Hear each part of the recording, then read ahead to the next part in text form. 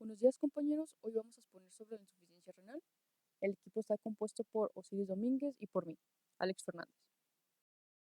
Para empezar, vamos a definir lo que es la insuficiencia renal. La insuficiencia renal es una afección en la cual los riñones dejan de funcionar y no pueden eliminar los desperdicios y el agua adicional de la sangre, así como tampoco mantener en equilibrio las sustancias químicas del cuerpo.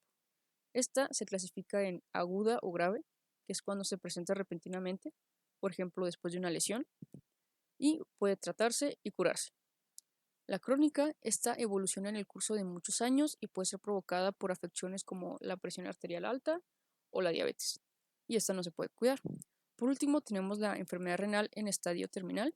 El individuo que padece la enfermedad renal en estadio terminal va a necesitar diálisis o un trasplante de riñón. Debido a que los riñones son los órganos afectados directamente por este padecimiento, es importante que hablemos de su anatomía. Los riñones son dos órganos ovalados que miden aproximadamente 11 por 7 por 3 centímetros y pesan unos 150 gramos, siendo normalmente el riñón izquierdo algo mayor que el derecho.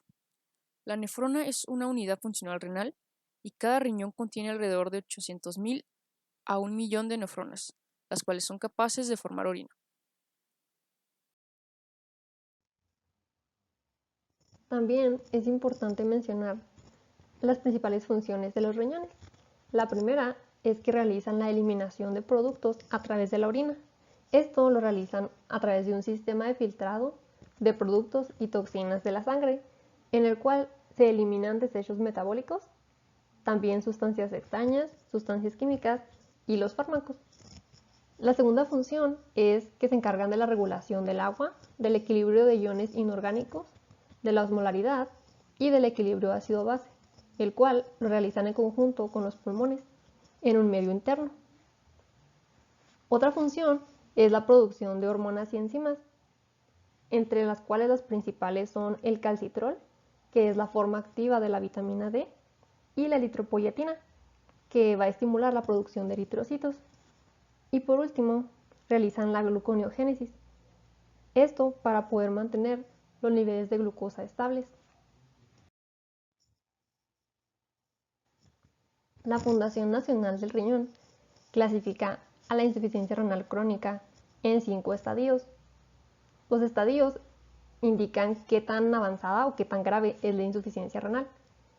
Y estos estadios depende de la tasa de filtración glomerular estimada. La tasa de filtración glomerular es un análisis de sangre que se realiza para evaluar si los riñones están funcionando adecuadamente. Específicamente, si los glomérulos de los riñones se encargan de eliminar los desechos y el exceso de líquido en la sangre correctamente. El primer estadio es cuando la tasa de filtración glomerular es mayor o igual a 90 mililitros por minuto, es decir, cuando se encuentra normal o aumentado. El 2 es cuando la tasa de filtración glomerular es de 60 a 89 mililitros por minuto, es decir, ocurre una ligera disminución. El 3 es cuando es de 30 a 59 mililitros por minuto, es decir, una disminución moderada. El 4 es cuando es de 15 a 29 mililitros por minuto. Esto ya indica una disminución severa. Y el último, el 5, es cuando la tasa de filtración glomerular es menor a 15 mililitros por minuto. Esto indica que la persona ya tiene una insuficiencia renal terminal, una insuficiencia renal establecida, y estos tipos de pacientes son los que requieren diálisis o trasplante y pueden presentar manifestaciones o no del daño renal. Ahora vamos a hablar de la fisiopatología por cada clasificación de la enfermedad. La fisiopatología en la insuficiencia renal aguda la encontramos dividida en 3: prerrenal, renal y posrenal. La prerrenal quiere decir que los problemas que se están ocasionando en el riñón son causados por problemas en órganos anteriores a los riñones, como por ejemplo por una embolia o por algún problema gastrointestinal, como podría ser el vómito. Estos problemas pueden causar que la perfusión renal comprometida provoque una respuesta fisiopatológica que va a condicionar la disminución del flujo de orina y la eliminación de cloro y sodio por los riñones. Esta orina, sin embargo, se va a encontrar más concentrada en solutos de desechos como urea, creatinina, fosfatos o amonio, por lo que su osmolaridad va a ser elevada.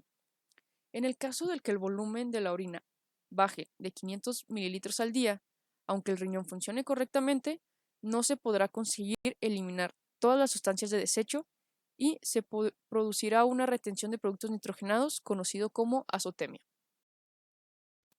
La siguiente clasificación es la renal, que en este caso la causa del deterioro de la función renal es un daño en las estructuras anatómicas. Se clasifica según la estructura primariamente dañada, como pueden ser glomérulos, túbulos, intersticio o vasos renales. Encontramos a la necrosis tubular aguda, que es una lesión de los túbulos renales por mecanismos isquémicos o tóxicos. La lesión glomerular, que puede ser ocasionada por glomerulonefritis agudas y rápidamente progresivas, hipertensión maligna, vasculitis, etc. Lesión túbulo intersticial, que puede ser provocada por reacciones alérgicas a fármacos o infecciones. Y la lesión de grandes vasos, que puede ser provocada por una obstrucción de arterias renales o por la obstrucción de venas renales. Y la última clasificación sería la posrenal u obstructiva. En este caso, las causas son lesiones que producen un obstáculo en la vía urinaria que impide la salida de la orina formada. Esto provoca un aumento de presión que se transmite retrógradamente, que compromete el filtrado glomerular. Pueden ser lesiones extrarrenales de ureteres pelvis, como litiasis, tumores o fibrosis, a nivel de la vejiga, provocada por litiasis, coágulos, tumores, etc. Uretra, por estenosis o fimosis, o también lesiones intrarrenales como depósito de cristales, coágulos o cilindros. Después tenemos la fisiopatología de la insuficiencia renal crónica. En este tipo de insuficiencia existen principales mecanismos fisiológicos, los cuales se van a presentar debido a la retención de sustancias que en condiciones normales los riñones van a excretar por la orina y también por complejas interacciones celulares y moleculares. Primero vamos a tener alteraciones hidroelectrolíticas y del equilibrio ácido-base. Estas debido a que va a haber una reducción de manera severa del filtrado glomerular, el cual va a ser menor a 25 mililitros por minuto, y esto va a ocasionar que haya un aumento anormal del volumen de plasma en la sangre y que haya una presión arterial alta. También va a existir la deshidratación, lo cual va a hacer que los riñones sean incapaces de reabsorber sodio, por lo tanto se van a estar excretando cantidades mayores a lo normal de sodio. También en la insuficiencia renal crónica, debido a que es más avanzada que la aguda, va a existir un mayor número de nefronas que funcionen adecuadamente, por lo que es necesario de un balance glomerulotubular para que se puedan eliminar de manera correcta los solutos y los desechos necesarios. También va a existir una disminución severa del filtrado glomerular. Esto va a hacer que sea más difícil para el riñón poder eliminar o excretar las cantidades necesarias de potasio. Por lo tanto, va a existir una mayor cantidad de potasio en el interior, provocando la hiperpotasemia. Otro aspecto que se presenta es la desnutrición calórico-proteica. Esta va a ocurrir debido a un exceso en la ingesta de proteínas, las cuales no tienden a acumularse en forma de reservas corporales, sino que estas se degradan en urea y en otros compuestos nitrogenados para posteriormente ser excretados por el riñón. También va a ocurrir una acidosis metabólica, que va a encargarse de activar el sistema proteolítico ubiquitin-proteasoma, y este a su vez va a destruir de forma irreversible a los aminoácidos esenciales. También va a degradar las proteínas del músculo y va a disminuir la albúmina en suero. También va a existir una inflamación crónica, la cual se va a relacionar de manera estrecha con la aterosclerosis acelerada, dando lugar al aumento de citocinas circulantes, las cuales van a estimular a la degradación de proteínas a través de la proteólisis. Ciertas toxinas urémicas van a producir por un mecanismo que no se conoce en su totalidad, anorexia y desnutrición. Otro tipo de alteración que se va a presentar es la anemia renal. Esta va a ocurrir debido a una disminución del oxígeno hacia los tejidos, lo cual va a estimular que se secrete una glicoproteína sintetizada por las células intersticiales peritubulares del riñón. Esto con el propósito de conservar la masa de glóbulos rojos y poder satisfacer la demanda de oxígeno de los tejidos. Pero como existe insuficiencia renal crónica, va a existir una respuesta inapropiada, lo cual va a ocasionar un déficit en la secreción de esa glicoproteína, va a desencadenar un mecanismo patológico, el cual va a causar la anemia renal. También en la insuficiencia renal crónica existe un déficit de hierro y de vitaminas, de pérdidas de glóbulos rojos, de intoxicación por aluminio, de fibrosis de la médula ósea secundaria, la cual es llamada mielofibrosis y es un tipo de cáncer, y hiperparatiroidismo, que es un exceso de la producción de la hormona paratiroidea.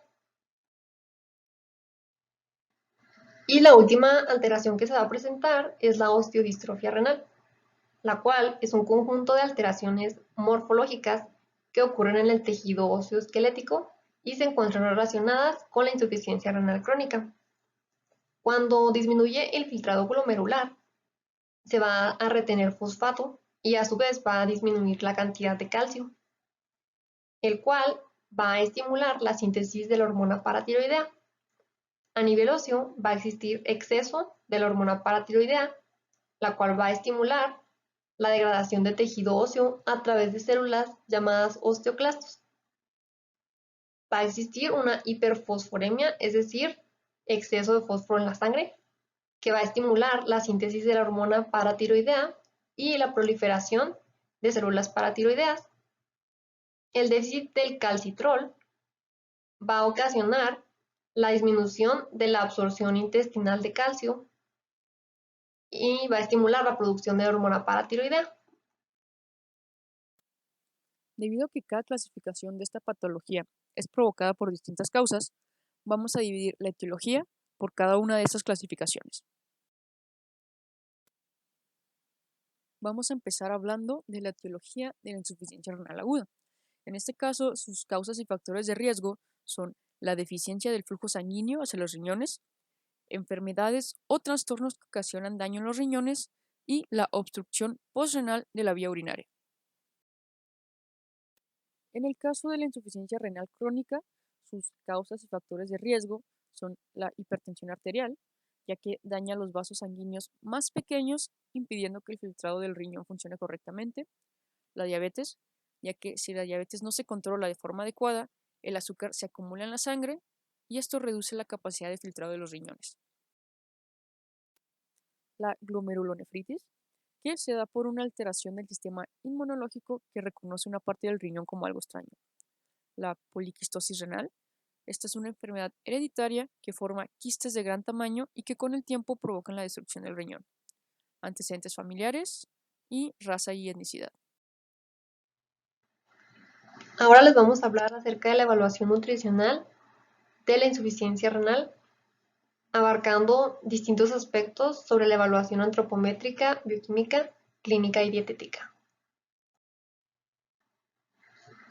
En la evaluación antropométrica es necesario medir el peso actual, el peso ideal, peso habitual, peso seco y peso ajustado libre de edema. Esto debido a que el paciente con insuficiencia renal tiene variaciones o cambios en su peso, así como algunos pacientes presentan edemas. También existe una reducción de peso corporal con edema del 5% o más en 3 meses o al 10% en 6 meses. También es necesario medir la talla, la circunferencia del brazo, pliegues cutáneos bicipital y tricipital, el área muscular del brazo y el IMC, debido a que este tipo de pacientes en algunas situaciones presentan desnutrición, por lo que es necesario conocer sus reservas de masa muscular y también es necesario medir el IMC, debido a que en este tipo de pacientes Generalmente se encuentra menor a 20 kilogramos sobre metro cuadrado, también debido a que hay pérdida de masa grasa. También es importante hacer uso de diversos instrumentos para lograr una evaluación antropométrica o una evaluación nutricional más completa. Existe un instrumento que es la valoración global subjetiva, el cual nos permite identificar el grado de desnutrición que tiene el paciente. Este tipo de valoración se mide en escala de 3 puntos, en el cual nos permite recabar datos del paciente sobre su historial médico, en el cual podemos conocer cambios en su peso en los últimos 6 meses, el porcentaje de cambio en las últimas 2 semanas. También podemos conocer aspectos sobre su ingesta dietética, si existen cambios, por cuánto tiempo, qué tipos de cambios. También podemos conocer su grasa subcutánea, su masa magra, si presenta edemas y si presenta ascitis y el nivel, así como poder clasificar en base a todos esos datos que recabamos si está bien nutrido, si tiene desnutrición moderada o si tiene desnutrición severa. También existe otro tipo de valoración global subjetiva, pero en escala de 7 puntos, el cual nos permite recabar más datos para poder realizar una evaluación nutricional mejor. En esta se recaban datos como cambio en el peso, igual que el anterior, ingesta dietética, también los síntomas gastrointestinales si presenta, por ejemplo, anorexia, náuseas, vómito o diarrea, con qué frecuencia y con qué duración. También su capacidad funcional, si presenta dificultad o problemas para caminar, para realizar actividad física o actividad ligera. También sus enfermedades y si están relacionadas a necesidades nutricionales. Y en base a eso, ya se realiza un análisis para poder identificar el grado de desnutrición que presenta el paciente. En la evaluación bioquímica debemos prestar atención a los siguientes parámetros: albúmina sérica, prealbúmina sérica, transferrina, colesterol total, índice de albúmina y creatinina, hemoglobina, glucosa y proteína C reactiva. Es importante evaluar estos parámetros ya que nos ayudan a identificar el riesgo de desnutrición. Otros parámetros que también debemos tomar en cuenta es la proteinuria persistente en orina de 24 horas, con concentración mayor a 150 miligramos por 24 horas, sobre todo en pacientes con insuficiencia renal crónica temprana. Concentración de BUN de 100 miligramos por decilitro, ya que esta se encuentra elevada. Concentración alta de ácido úrico e hiperpotasemia, ya que indica disminución de la secreción de potasio en el túbulo distal. Luego tenemos la evaluación clínica. En la insuficiencia renal aguda se presenta disminución en el volumen de orina excretado, es decir, diuresis. También existen edemas periféricos, es decir, en las extremidades, en los pies, en las piernas. También existe falta de aire y se fatigan. Algunas personas presentan desorientación, falta de apetito, náusea o vómitos y también debilidad muscular. En la insuficiencia renal crónica, los signos y síntomas que se presentan son cansancio, pérdida de apetito, dolor de cabeza, poliuria, es decir, muchas ganas de ir al baño, hipertensión, también edemas periféricos en las extremidades, principalmente en las piernas y en los pies, y deficiencia de vitamina D. Y en la insuficiencia renal terminal se presenta oliguria o aniuria, es decir, que sienten la necesidad de ir al baño, pero su organismo no está produciendo la cantidad necesaria o adecuada de orina. Disnea, es decir, que les falta el aire, vómitos y encefalopatía urémica. Para llevar a cabo la evaluación dietética podemos utilizar varios elementos. Uno de estos puede ser el registro dietético de 24 horas, en donde se realiza una entrevista donde se recoge la ingesta realizada durante las 24 horas previas a la cita. La principal ventaja de este método es la rapidez en su realización y además el fácil recuerdo de la ingesta por el paciente. Es un poco útil en pacientes en hemodiálisis, donde la ingesta varía de un día a otro. Otra herramienta que podemos utilizar es el diario dietético. En este deben ser recogidos durante 3 a 7 días, incluyendo un día de hemodiálisis, si es el caso, y un día de fin de semana. Para su correcta interpretación, es preciso hacer una entrevista nutricional que analice el registro. Y por último tenemos el cuestionario de frecuencia. Este se trata de un cuestionario dietético que puede realizar el paciente por sí mismo o con la ayuda de un nutricionista. Se compone de una serie de alimentos habituales en el consumo, especificando mediante preguntas la frecuencia y la cantidad de la ingesta realizada en los últimos 6 a 12 meses. Y al final tenemos una tabla que engloba todos los hallazgos que se encuentran en la insuficiencia renal en la evaluación nutricional.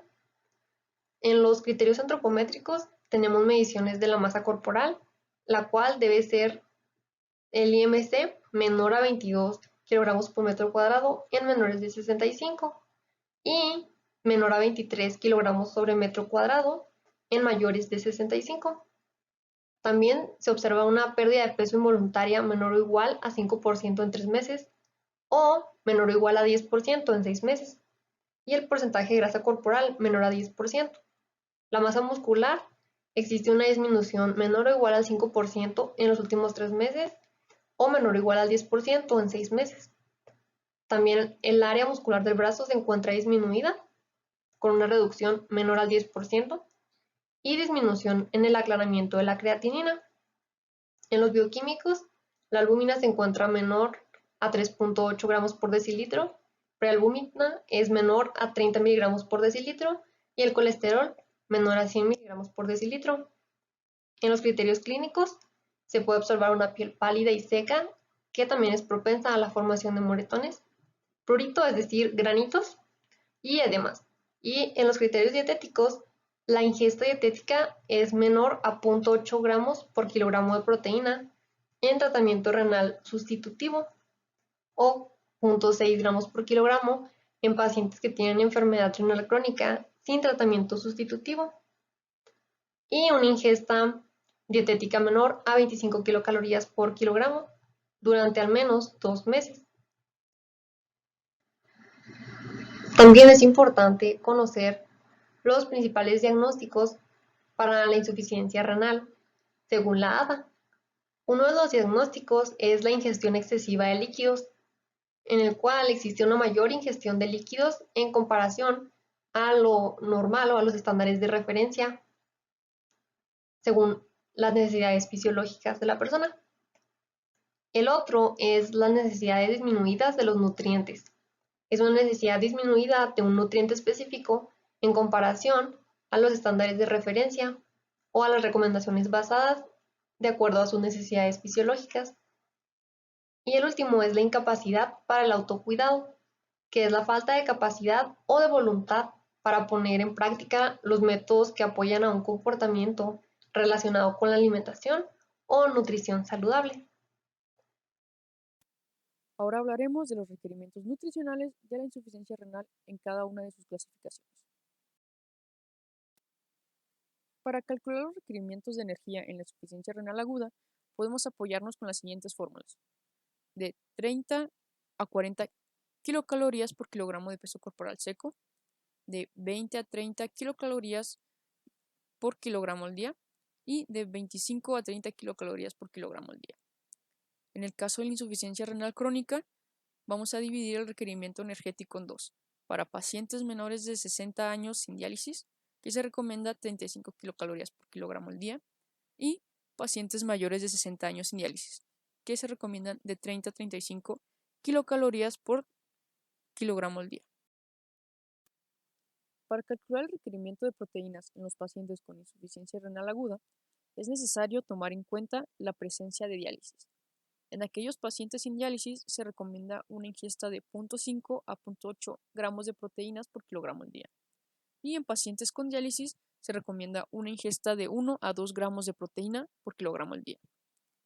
En el caso de la insuficiencia renal crónica, en los pacientes que se encuentren en los estadios 1, 2 y 3, se va a limitar el aporte proteico entre un 12 a 15% del total de las calorías diarias. Se recomienda una ingesta de 0.8 a 1 gramo de proteína por kilogramo de un alto valor biológico. En el estadio 4 se reduce al 10% de las calorías totales diarias. Para los pacientes sin diálisis se recomienda 0.6 gramos por kilogramo de alto valor biológico. Los requerimientos de carbohidratos se encuentran divididos según el grado de insuficiencia renal. Para la insuficiencia renal aguda se recomiendan de 3 a 5, máximo 7 gramos por kilogramo al día o 5, máximo 7 gramos por kilogramo al día. Para la insuficiencia renal crónica se recomienda de 50 a 60% de las calorías totales. En el requerimiento de lípidos, para la insuficiencia renal aguda se recomiendan de 0.8 a 1.2, máximo 1.5 gramos por kilogramo al día o de 0.8 a 1 gramos por kilogramo al día. Y para la insuficiencia renal crónica, cuando presentan a su vez diabetes o enfermedad cardíaca, se debe de limitar a un 30% o menos de las calorías totales. De grasas saturadas deben de ser menos de 10% de las calorías totales y 200 miligramos de colesterol al día. En el requerimiento de micronutrientes en la insuficiencia renal aguda, encontramos que los principales elementos son el potasio, el sodio, el fósforo, el agua y la fibra. En el caso del potasio, se recomienda un aporte de entre 117 y 195 miligramos por decilitro. En el sodio, de 45.98 a 91.96 miligramos por decilitro. El fósforo se debe limitar según se requiera. El agua se debe reponer el gasto diario más 500 mililitros. Y en la fibra se recomienda un aporte de 20 a 25 gramos por día. En el requerimiento de micronutrientes en la insuficiencia renal crónica encontramos el sodio, que se recomienda un aporte de 1000 miligramos al día. Este va a depender de diuresis y si el paciente presenta hipertensión arterial. El fósforo se debe usar entre 400 a 700 miligramos al día y se deben usar quelantes. En el potasio se recomiendan de 1500 a 3000 miligramos al día. Este igual va a depender de la diuresis. De calcio se recomienda suplementos de 1500 miligramos al día. En el magnesio el aporte diario debe ser entre 200 a 300 miligramos. El del hierro de 10 a 18 miligramos al día y de zinc de 15 miligramos al día.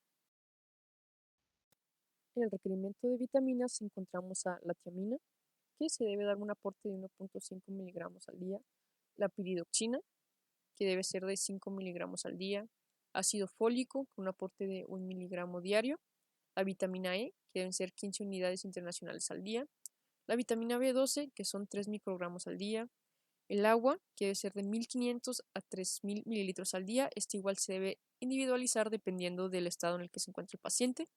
Y en fibra se recomienda un aporte de 20 a 25 gramos al día.